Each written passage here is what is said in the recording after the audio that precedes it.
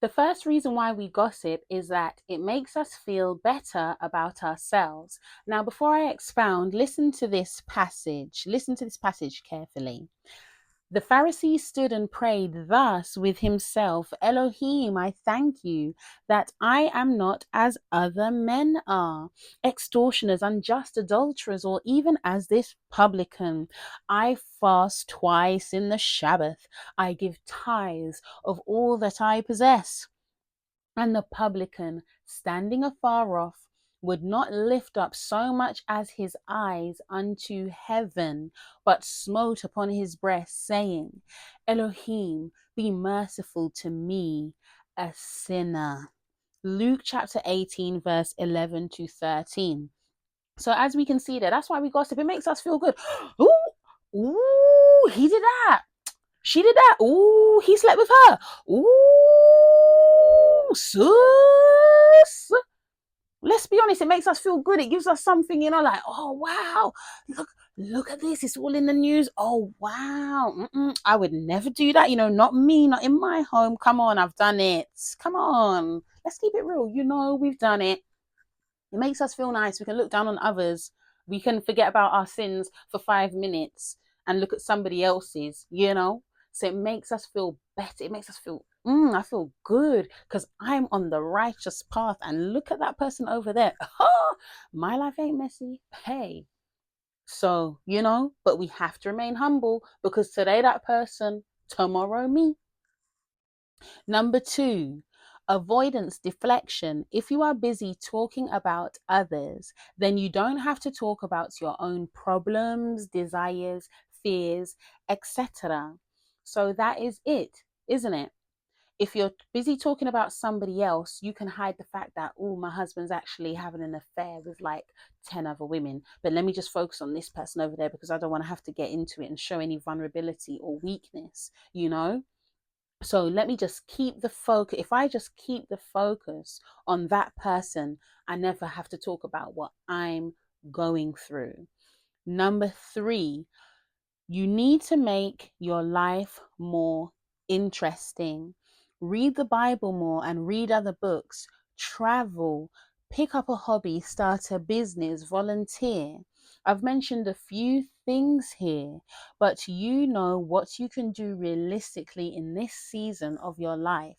If your life is full and you are doing things for your personal development, you will have less time and energy to just talk about people because you are focused on building rather than tearing down. And I have seen this. It is so true. When you're busy doing your thing, you could care less. And it's not to say that we shouldn't have a general care.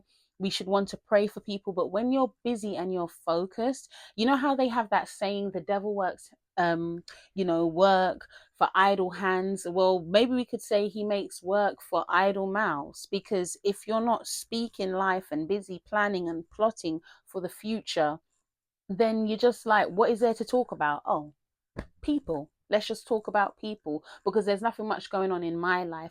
And at the end of the day, a caveat, let me bring a caveat into this. We all go through things in life, at a certain point, maybe somebody upset you, maybe something happened. And even then, the Bible encourages you, go to Yah first or go to that person directly. If they don't want to listen, then get somebody else involved. I think there's a difference between venting or sharing your experience or even just talking about something that happened. It doesn't necessarily have to be negative. And someone will come up in your conversation. That happens, isn't it? Every time we talk to someone, not every time, but at some point, in a lot of our conversations, somebody else will come up. Do you understand what I'm trying to say? That is normal. That's just a normal part of life because we're dealing with relationships. But where it gets tricky and sticky is if every single time you meet up with your loved ones, your friends, your family, and all you're doing for 90% of the conversation is talking about other people, and not only like talking about people, but you're putting them down, you're slagging them off with your mouth, you're judging them, condemning them. If that is all you find yourself anyway, Anyway, as I said, there's balance in everything. So if we're hanging out, if we're always hanging out, then what is the purpose? What is the aim? And that's not to say, to be like a business person. Okay, what are we doing here? What are we doing there? But generally, if there's some type of, oh, we're going on an outing, we're going to do Bible study, we're doing this, that takes the focus of just aimlessly talking. And as I read in that verse there, there lacks not sin in much talking. So that is our Father even warning us and telling us, when you have an opportunity to just talk and talk and talk, we're just sitting down in a room and we're talking all day long, all day long. At some point, somebody going to come up, they're going to be the topic. And now, look, just like that, we're in gossip now. We're in gossip mode. We're in gossip town. Especially because a lot of us, if we're honest, we don't know how to be vulnerable or open up, or as I mentioned, some of those things there. If we don't have much going on in our own life, then what do we talk about? We're talking about this. Okay, we're talking about people. Do you see? So it's easy for anyone, and you could even have the best intentions and say, I'm not going to gossip today, but because there's that opportunity for much speaking, in comes the sin. So it's not me making up, it's our Father saying it. And when I first heard that verse even a few months ago, I was like, wow, I didn't even realize that was in the Bible. So that would help a lot of us to curb the gossip. You know what I mean? Because we're recognizing that, oh, like, I need to be mindful of my words. Me, I love talking. But there's a time to talk, there's a time to shut up. Okay, so a verse of encouragement: let no corrupt communication proceed out of your mouth, but that which is good to the use of edifying, that it may minister grace unto the hearers. Ephesians chapter 4 verse 29. All right then, ladies, thank you for watching, and while you are here, check out another video, or you can head on to www.organizemydreams.com and sign up to the Harmony Framework for mums. All right then, bye.